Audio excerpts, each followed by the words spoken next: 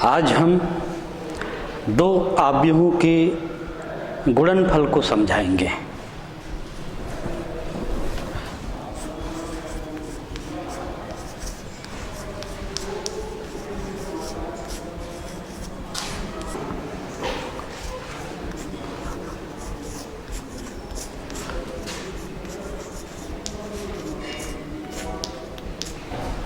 दो आव्यूहों का गुणनफल,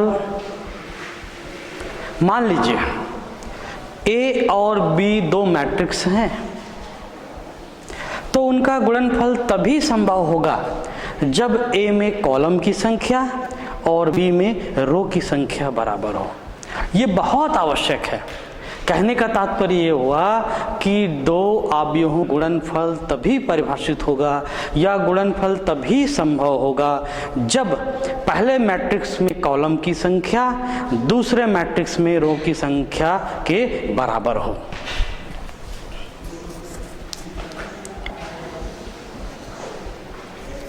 ए तथा बी का गुणन तभी परिभाषित होगा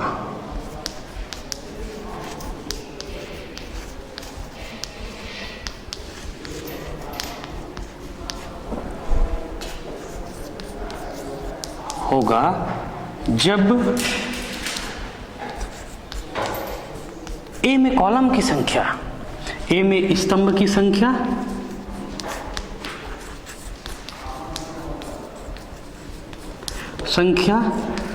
एवं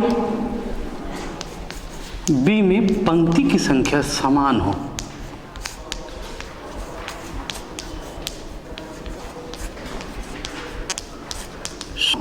तभी यह संभव होगा। तो इस गुणनफल को, ए बी के गुणनफल को, ए एवं बी के गुणनफल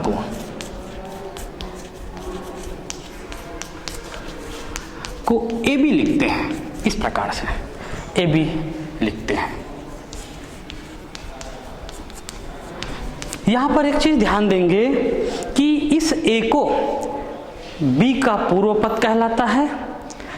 गुणा जब हम करते हैं, ए बी दो मैट्रिक्स को जब गुणा करते हैं तो उसका रिजल्ट को ए बी, जिसमें मैट्रिक्स ए को बी का पूर्व पद कहते हैं तथा मैट्रिक्स बी को ए का उत्तर पद के नाम से जानते हैं।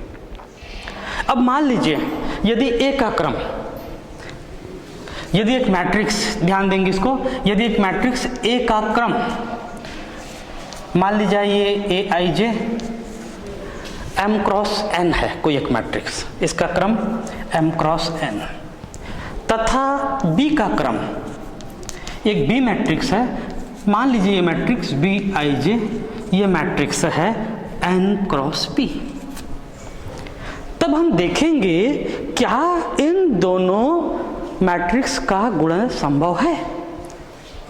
तो पहले देखेंगे पहले मैट्रिक्स कौन सा है आपका, ध्यान देंगे, बहुत इंपॉर्टेंट है। इसी चीज को अगर ध्यान दोगे तो आपको का सामना आपका पहले मैट्रिक्स ए में कॉलम की संख्या, पहला जो सफिक्स नोटेशन होता है, डबल सफिक्स नोटेशन, पहला रो कहलाता है, दूसरा कॉलम। दूसरे मैट्रिक्स में भी पहला वाला है, दूसरा कॉलम। तो पहले मैट्रिक्स के कॉलम की संख्या अर्थात n दूसरे मैट्रिक्स के रो की संख्या के बराबर है कि नहीं, दिख रहा है आपको। यहां पर भी कॉलम की संख्या n है जबकि दूसरे मैट्रिक्स में रो की संख्या n है, तो दोनों बराबर, इसलिए इसका गुणा परिभाषित होगा। तो ये गुणा की परिभाषा के लिए जरूरी है, गुणा की परिभाषा के लिए आवश्यक है। अगर नहीं होता है तो गुणा संभव नहीं हो पाएगा। अब प्रश्न ये उठता है कि जब इसका हम गुणा करेंगे तो नया जो मैट्रिक्स होगा, उदाहरण के लिए मान लीजिए इन दोनों का गुणा करते हैं, C is equal to a into b, दोनों मैट्रिक्स का गुणा कर रहे हैं, तो ये नया मैट्रिक्स जो होगा, या इसको ये कहें कि ए बी मैट्रिक्स का गुणा जो मिल रहा है वो इस प्रकार से सी आई जे के रूप है, इसका क्रम क्या होगा। तो ये तो निकालने के बाद पता चलेगा, ये किसके बाद पता चलेगा, गुणा करने के बाद, लेकिन गुणा के पहले भी आप बता सकते हो। तो ये इसमें रो की संख्या और इसका कॉलम का संख्या, जो नया मैट्रिक्स होगा ये गुणा का होगा। तो निश्चित रूप से याद रखिए ये जो होगा वो M क्रॉस P मैट्रिक्स होगा। शॉर्टकट में इसको हम इस प्रकार से समझ सकते हैं, इसका कॉलम गुणा की परिभाषा के लिए पहले मैट्रिक्स का कॉलम, दूसरे मैट्रिक्स का रो परिभाषा के लिए जरूरी है, अदरवाइज गुणा नहीं हो पाएगा। जो गुणन के पश्चात नया मैट्रिक्स होगा वो पहले मैट्रिक्स का कौन सा मैट्रिक्स का, पहले मैट्रिक्स का क्या आएगा, रो आएगा और दूसरे मैट्रिक्स का कॉलम आएगा। तो इस प्रकार से जो सी मैट्रिक्स होगा आप बगैर इसको सॉल्व किए इसके आकार को या क्रम को हम जान सकते हैं। एक उदाहरण के तौर पे हम देखेंगे, एग्जाम्पल देखेंगे। एक ए मैट्रिक्स लेते हैं, ये ए मैट्रिक्स है, मान लीजिए कोई ए मैट्रिक्स है, मैं इसके एलिमेंट को रो वाइज लिख रहा हूँ 2 1 0 2 1 0, दूसरा इसका रो है 3 2 1, ए मैट्रिक्स है। इसी प्रकार से बी मैट्रिक्स है, मान लीजिए इसको भी मैं रो वाइज बोल रहा हूँ 1 0 2 3 1 0 2 3, दूसरा इसका रो है 5 4 3 2 5 4 3 2, और तीसरा इसका रो है 1 2 3 0 1 2 3 0। तो सबसे पहले देखेंगे क्या इन दोनों का गुणा संभव होगा कि नहीं होगा। तो हम जांच करते हैं इसकी ऑर्डर कितना है, ए की ऑर्डर कितना है, ए का क्रम कितना है जी, मैट्रिक्स ए का क्रम कितने रो हैं, 2 रो और 3 कॉलम, 2 रो और 3 कॉलम। इसका मतलब क्या हुआ, ये 2 क्रॉस 3। बी का क्रम बताइए कितने रो है, 3 रो और 4 कॉलम, 3 क्रॉस 4 3 क्रॉस 4।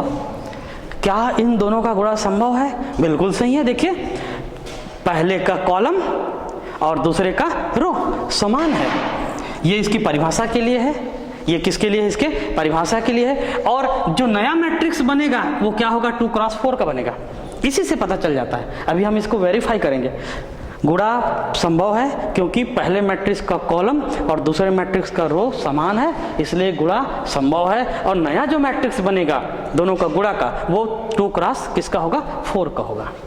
करके देखते हैं ऐसा होता है कि नहीं होता है।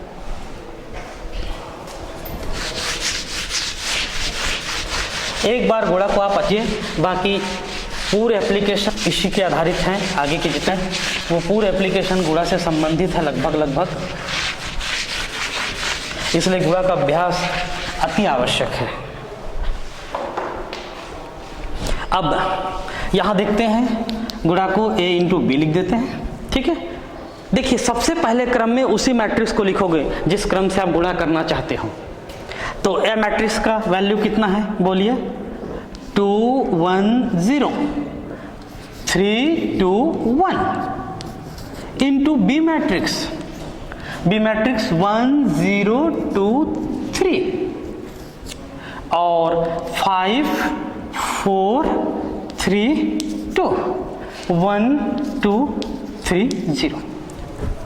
देखिए इसका गुणा जो होता है, मैं आपको याददाश्त के लिए बता रहा हूं, इसका गुणा का तरीका होता है उल्टा एल। याद रहेगा आप सबको, उल्टा एल मतलब ये क्या हुआ बेटा, ये हुआ आपका रो और ये क्या हुआ, कॉलम।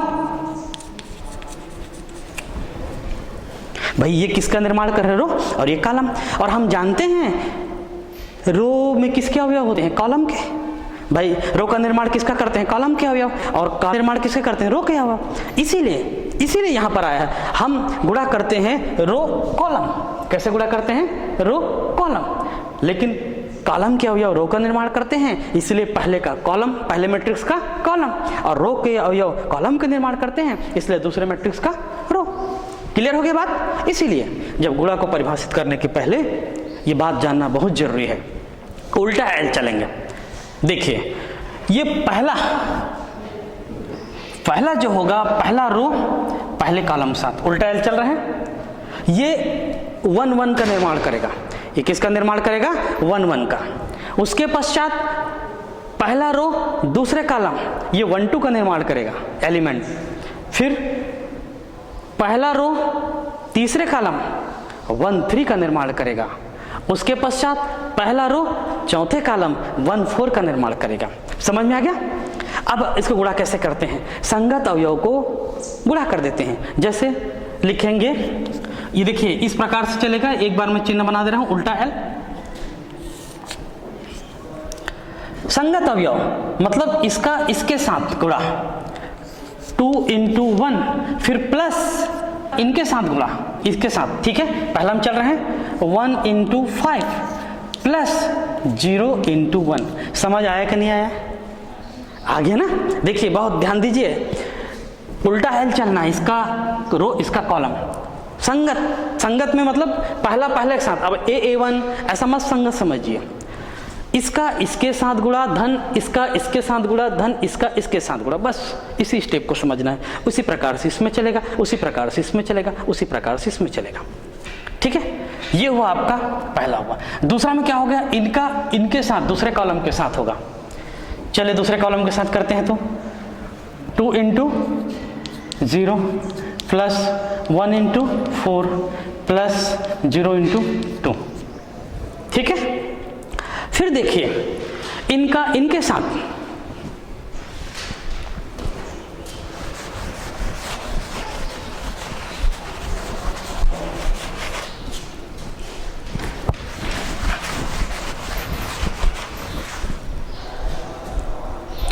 देखिए, पहला इनके साथ, दूसरा इनके साथ, तीसरा देखिए 2 × +2 और 1 × 3 0 × 3। फिर पहला रो और चौथे कॉलम के साथ 2 × 3 प्लस 1 × 2 और प्लस 0 × हो गया। देखिए ये A11 हुआ या C11 कहिए, आप C कहते हैं ना, दोनों के मल्टीप्लिकेशन को क्या कहते हैं? C कहते हैं। C11, C12, C13 और C14। इसी प्रकार से सेम चलेगा। किसके साथ चलेगा? इसके साथ चलेगा। सेम वही प्रोसेस, इनका इनके साथ पहला C21, इनका इनके साथ C22, इनका इनके साथ C23 और इनका इनके साथ C24। करके देखते हैं। 3 × 1 प्लस 2 × 5 प्लस 1 × 1 हो गया।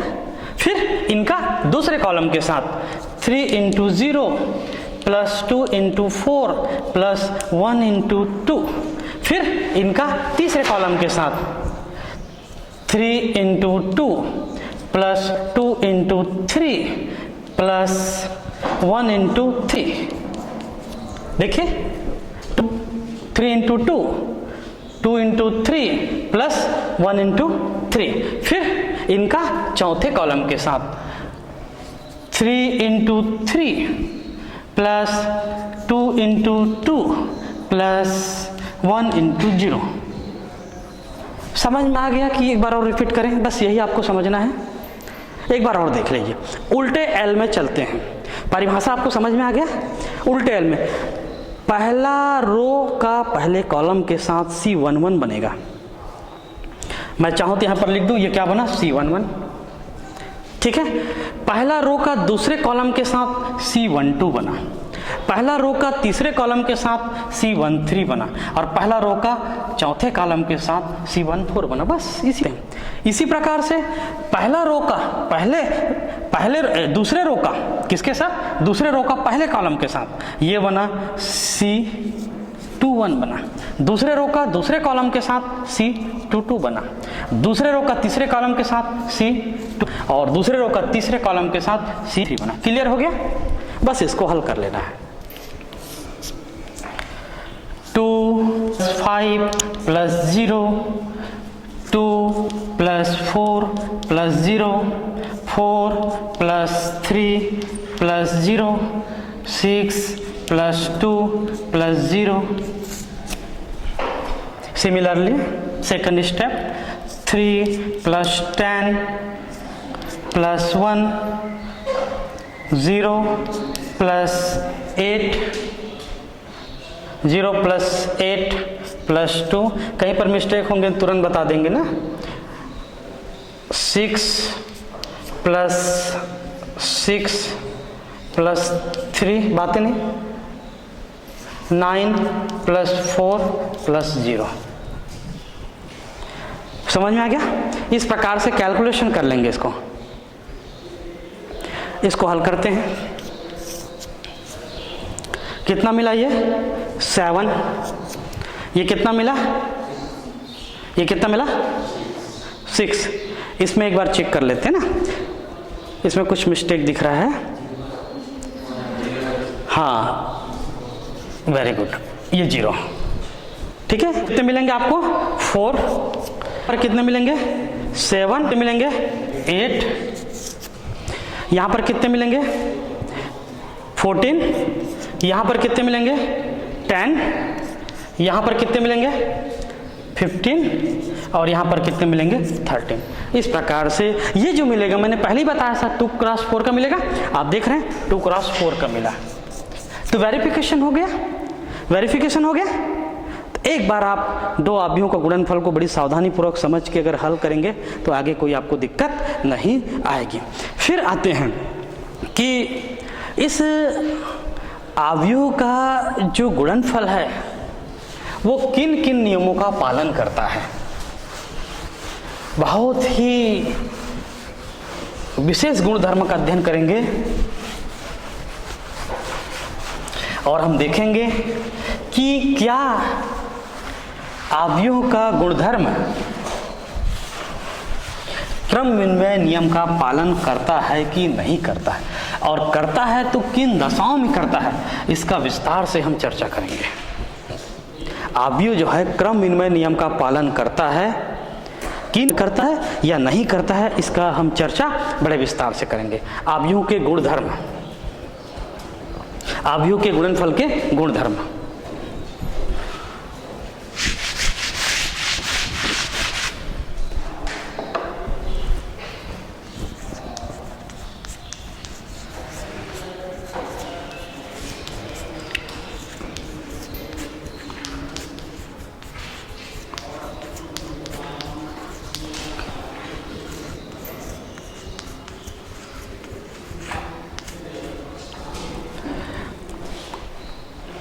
सबसे पहला देखते हैं इसकी पहला विशेषता, पहला गुणधर्म। आव्यूह का गुणनफल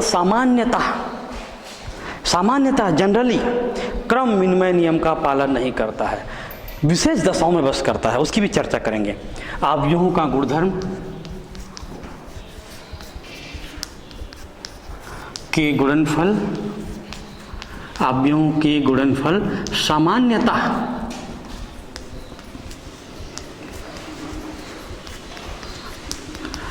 क्रम विनिमय नियम का पालन नहीं करता।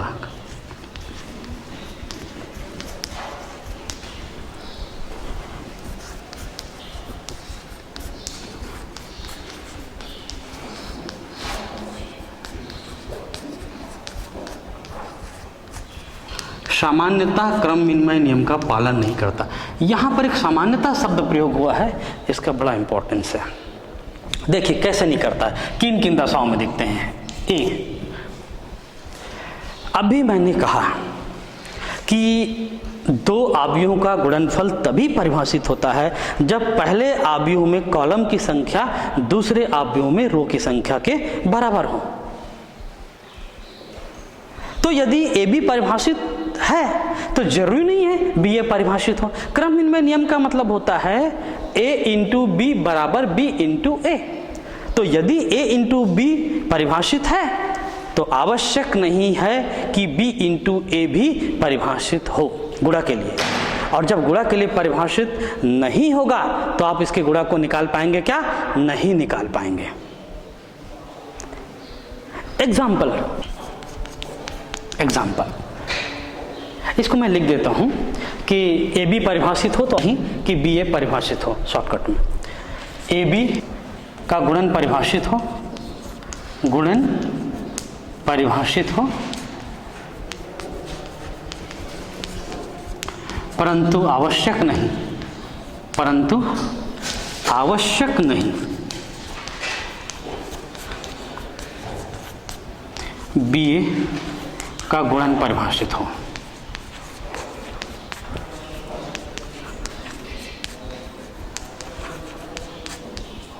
ये जरूरी नहीं है, एक उदाहरण के माध्यम से इसको समझेंगे। निकालने की आवश्यकता नहीं है, गुणा के लिए परिभाषित रो और कॉलम से ही देखने से मतलब है।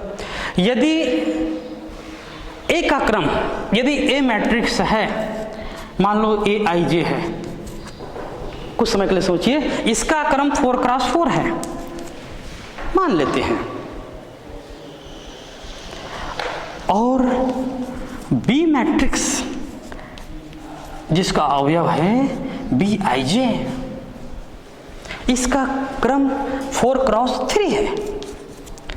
तो देखिए A और B फल जो मिलता है, तो देखिए पहले में कॉलम की संख्या, दूसरे में रो की संख्या बराबर है, इसलिए इसका गुणन होगा। इसका गुणन कैसे होगा? परिभाषित है। AB का गुणन परिभाषित है।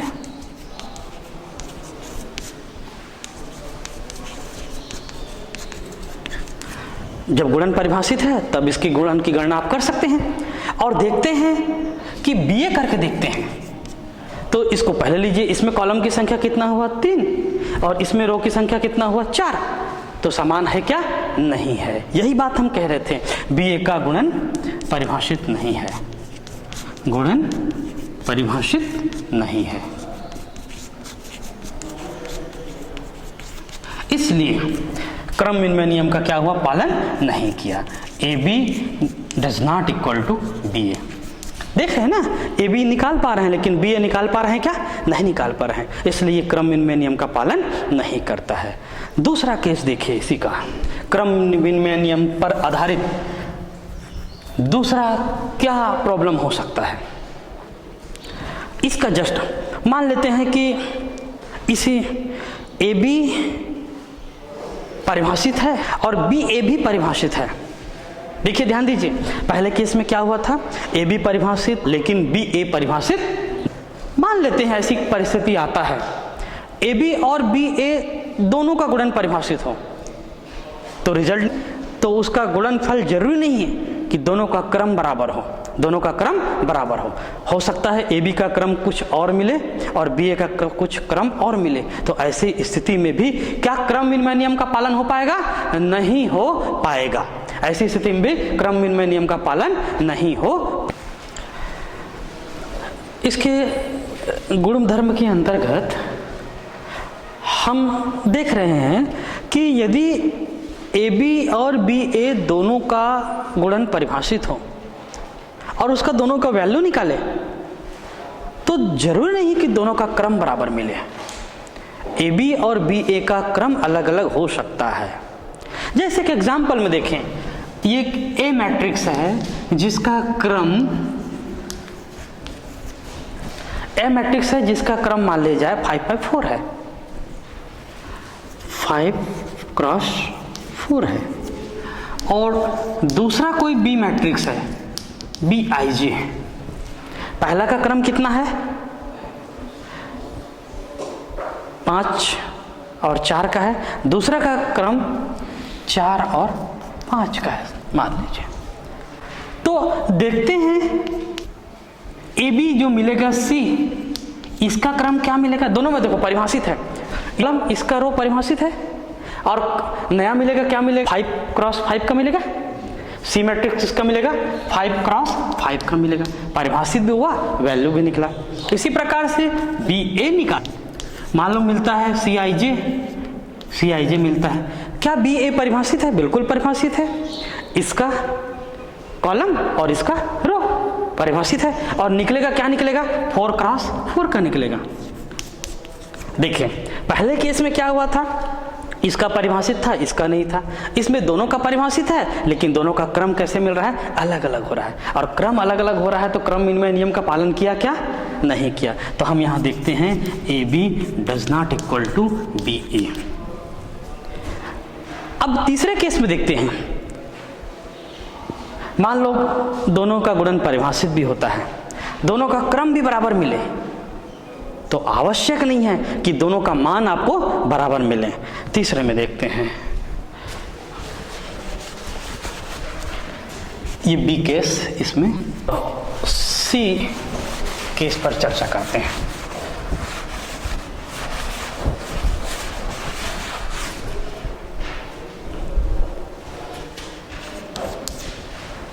था तीसरे केस में कि और बी ए दोनों का हो, दोनों का क्रम भी बराबर मिलता हो, आवश्यक नहीं है कि ए बी बराबर बी ए का मान बराबर मिले।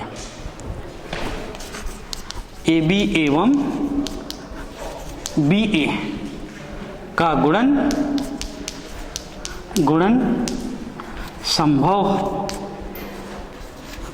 संभव है तथा क्रम भी बराबर है,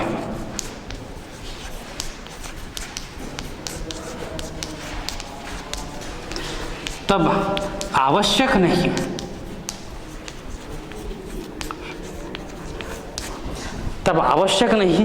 कि दोनों का मान अर्थात बी ए बी बराबर बी ए प्राप्त हो, ऐसा आवश्यक नहीं। इसको एक उदाहरण के माध्यम से समझते हैं। इसमें क्या है, आपको वैल्यू निकालना पड़ेगा। एक छोटा सा एग्जांपल लेते हैं, ए बराबर स्क्वायर मैट्रिक्स ले लीजिए, तो गुणन का क्रम निश्चित रूप से बराबर होगा, 2x2 या 3x3 परिभाषित भी हो जाएगा और नया मैट्रिक्स भी मिलेगा, वो भी स्क्वायर मैट्रिक्स ही मिलेगा। मान लेते हैं ए बराबर 1 2 0 3, ये 2x2 का मैट्रिक्स है। दूसरा एक मैट्रिक्स बी बराबर 0 1 और 3 2, ये भी कितना है, 2x2 का मैट्रिक्स है। देख रहे हैं 2x2 का मैट्रिक्स है। तो देखो ए बी भी परिभाषित है और बी ए भी परिभाषित है। स्क्वायर मैट्रिक्स में दोनों की परिभाषा की कोई आवश्यकता नहीं है। देखिए इसका कॉलम इसका रो के साथ और उसका रो उसके कॉलम के साथ परिभाषित है। मान निकाल के देखते हैं दोनों का।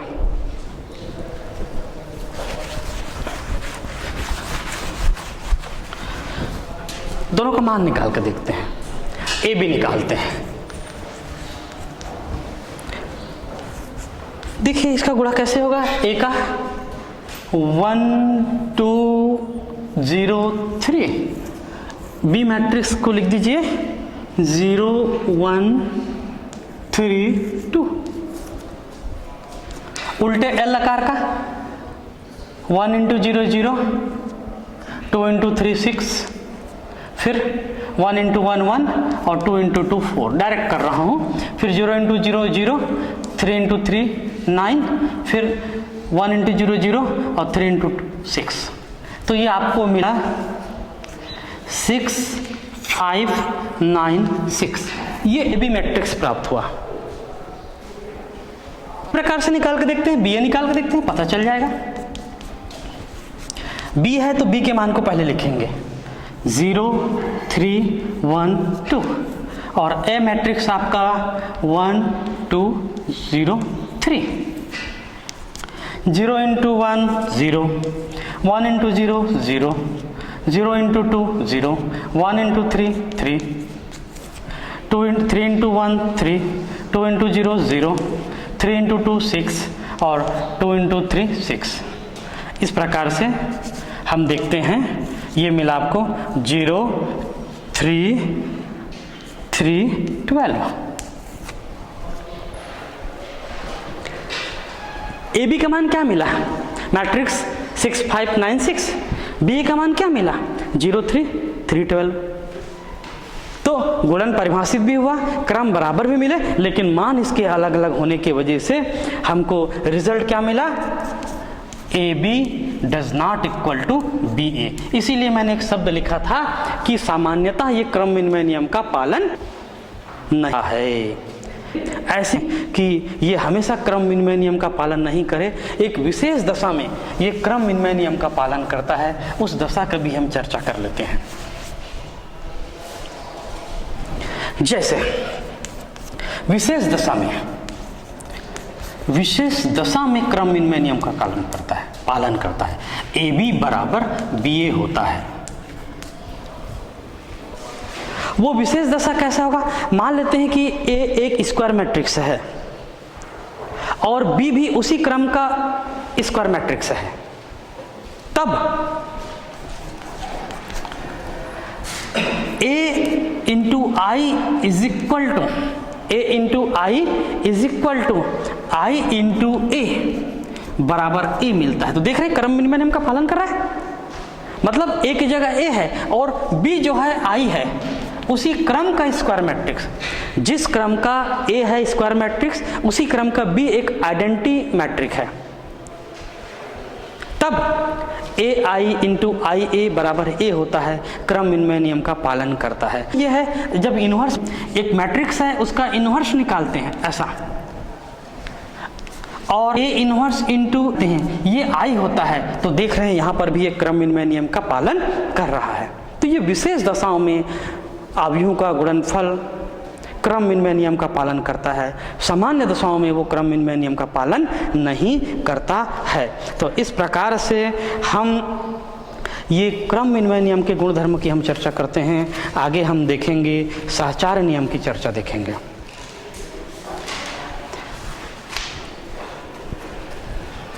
दूसरा, अवयवों के गुणनफल का सहचार्य नियम, एसोसिएटिव लॉ।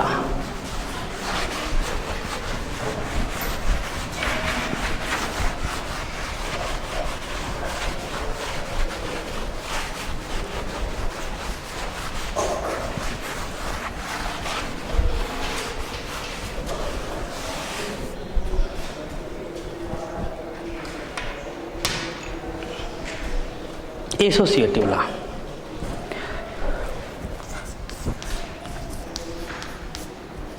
सहचार्य नियम।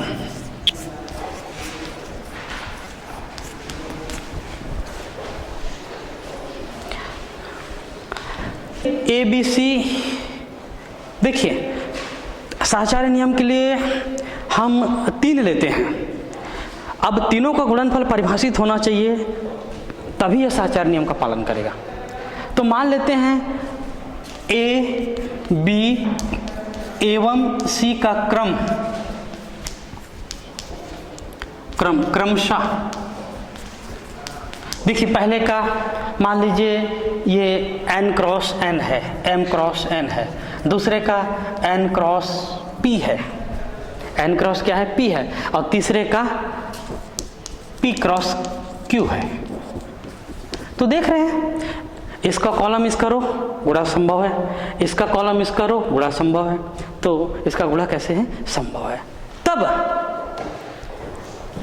A इंटू B का गुणा इंटू C बराबर A into B into C होता है। ये गुणा के लिए सहचार्य नियम कहलाता है। ये गुणा के लिए क्या कहलाता है, सहचार्य नियम कहलाता है। एक उदाहरण लिखेंगे, इसमें गुणन का भी आपका अभ्यास हो जाएगा और सहचार्य नियम का पालन करता है कि नहीं करता है ये भी हम देखेंगे, लेकिन ये सहचार्य नियम का पालन करता है, इन उदाहरणों से स्पष्ट हो जाएगा। बराबर एक मैट्रिक्स है 2 2 3, फर्स्ट रो 2 2 3, सेकंड रो 3 3 2, ये ए मैट्रिक्स है। इसका क्रॉस क्या हुआ, 2 क्रॉस 3, 2 क्रॉस 3। इसी प्रकार से दूसरा बी मैट्रिक्स बी निकालते हैं। बी मैट्रिक्स है -3 15, पहला रो,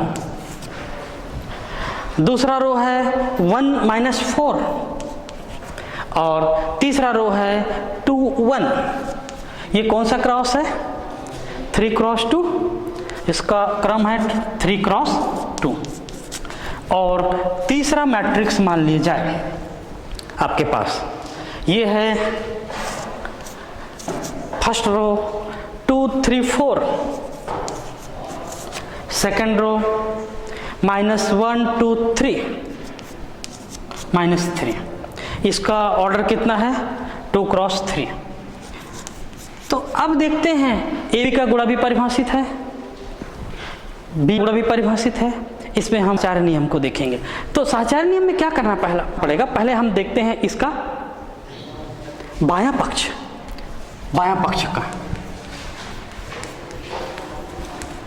बायां पक्ष में क्या देखेंगे अपन, a इंटू बी और इंटू सी। तो इसके लिए हम पहले मैट्रिक्स ए और मैट्रिक्स बी का गुणा निकाल लेते हैं, दोनों का गुणा निकाल लेते हैं।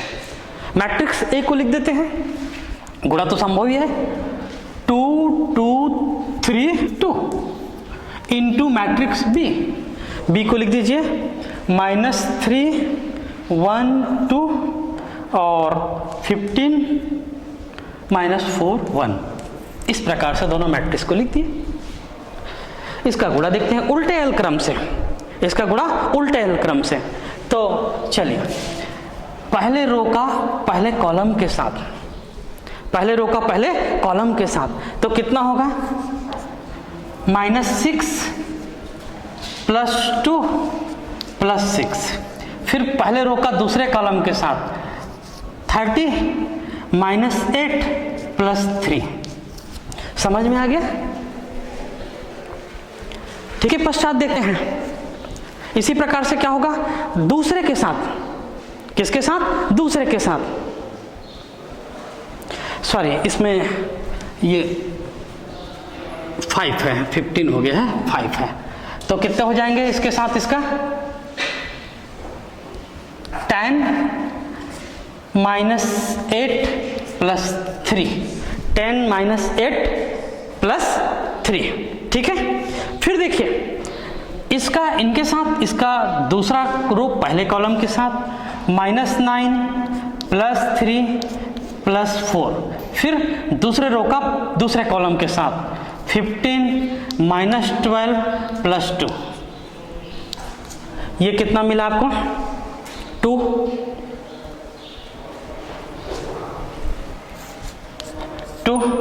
और यहां से कितने मिलेंगे?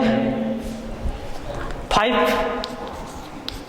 यहां से मिलेंगे कितने मिलेंगे? कितना मिलेंगे जी? -2। और ये मिलेंगे आपका 15 17। कितने मिलेंगे? 5।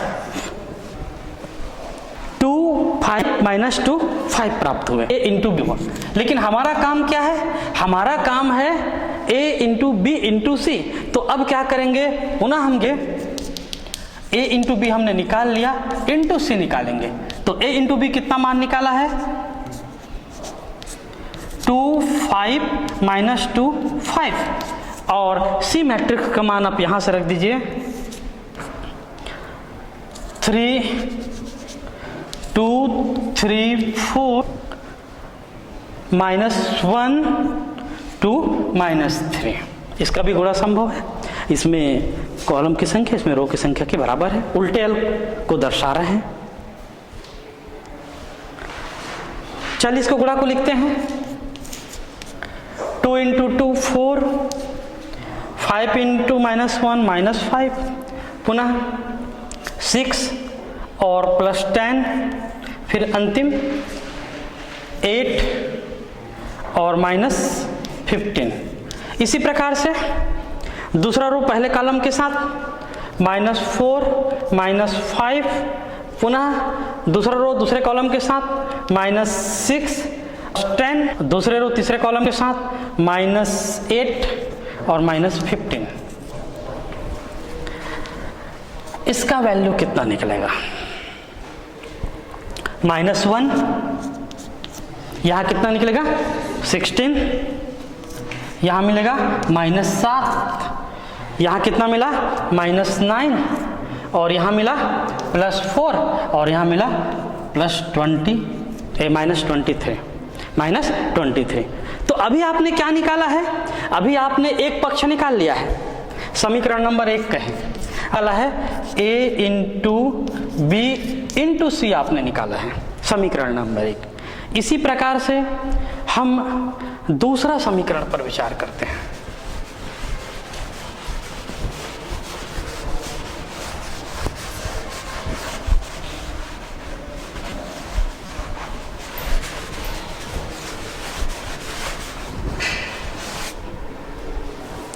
दूसरा पक्ष उसका दायां पक्ष भी निकाल के देखते हैं। दायां पक्ष है a into b into c. तो हम पहले किसको निकालेंगे? b इंटू सी निकालेंगे। बी इंटू सी निकालते हैं। बी इंट है, बी का मान रख देते हैं। बी का मान कितना मिले, बी मैट्रिक्स कितना है, -3 1 2 5 -4 1। और सी मैट्रिक्स का मान, सी मैट्रिक्स का मान निकाल लेते हैं हम, मिट गया है, इसके पहले आप देख लेंगे। सी मैट्रिक्स का मान 2 3 4 चेक कर लेंगे, 2 3 4 बोलिए, -1 2 -3, यही है ना। ठीक, चलिए इसका मल्टीप्लिकेशन करते हैं। -6 -5, इसी प्रकार से -9 +10, फिर -12 और -15। इसी प्रकार से यहाँ देखेंगे इसका इसके साथ 2 + 4, फिर 3 -8, फिर 4 + 12, फिर देखिए इसका इनके साथ 4 -1, फिर 6 + 2, फिर 8 -3। पुनः देखें, ये कितना, -11, ये कितना मिला, 1 मिला, और ये कितना मिला, -27। इसी प्रकार से ये कितना मिला, 8 मिला, 8। इसके पश्चात नहीं 6, सॉरी 6, ये कितना मिला, -5, ये मिला 16, ये मिला 3, यहाँ प्राप्त हुआ 8 और यहाँ पर हुआ 5। अभी आपने b इंटू सी निकाला, अभी आपने क्या निकाला, b इंटू सी निकाला। अब उसके पश्चात हम क्या करेंगे,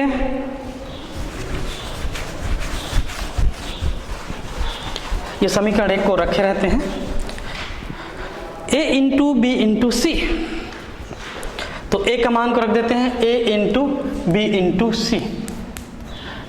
a का वैल्यू रख देते हैं, a का कितना है बोलिए बताइए, a मैट्रिक्स का मान 2 2 3, 2 2 3, और दूसरा रो क्या है आपका 3 2 2, 3 2 2, और b इंटू सी का मान यहां से रखेंगे 2, हाँ 3 3 2, और उसके पश्चात मान रखेंगे -1 -20 और 6 -5 16 और 3 8 5। मल्टीप्लिकेशन करते हैं, कितना हुआ, -22 + 12 9।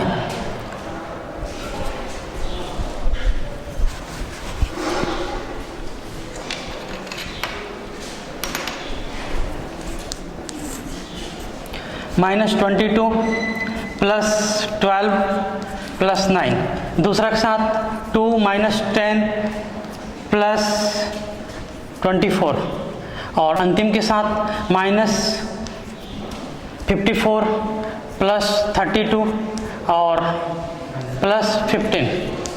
फिर देखिए दूसरे के साथ -33 + 18 और +6, फिर देखिए 3 -15 और +16। फिर कितना होगा, ये 3 से गुणा करेंगे तो 81, कितना होगा, -81 और किसके साथ 16 का गुणा होगा, कितना होगा, हाँ 48 और 10। फिर देखिए इसका वैल्यू कितना मिलेगा, -1, तो कितना मिलेगा 16, कितना 16, उसका वैल्यू कितना मिलेगा, -7, इसका वैल्यू कितना मिलेगा, -9, इसका वैल्यू कितना मिलेगा 4, और इसका 23। तो आप देख रहे हैं, इसको समीकरण नंबर क्या कह दीजिए, 2 कह दीजिए। ये मिला आपको a इंटू बी इंटू सी। एक बार और चेक कर लीजिए वैल्यू को, -1 16 -7 -9 4 और -23। क्या समीकरण 1 और 2 बराबर हैं? क्या समीकरण 1 और 2 बराबर हैं? तो हम पाते हैं समीकरण 1 और 2 कैसे हैं? बराबर हैं। समीकरण 1 और 2 कैसे मिल रहे हैं आपको? बराबर मिल रहे हैं। तो इस आधार पर हम देखते हैं कि समीकरण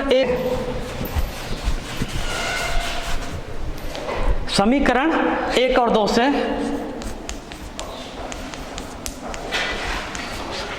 A into B into C is equal to A into B into C, इस प्रकार से ये सहचार्य नियम का पालन करता है। कौन से नियम का पालन करता है? सहचार्य नियम का पालन करता है। यहां पर थोड़ा मिस्टेक हो गया है। पहला का कितना है?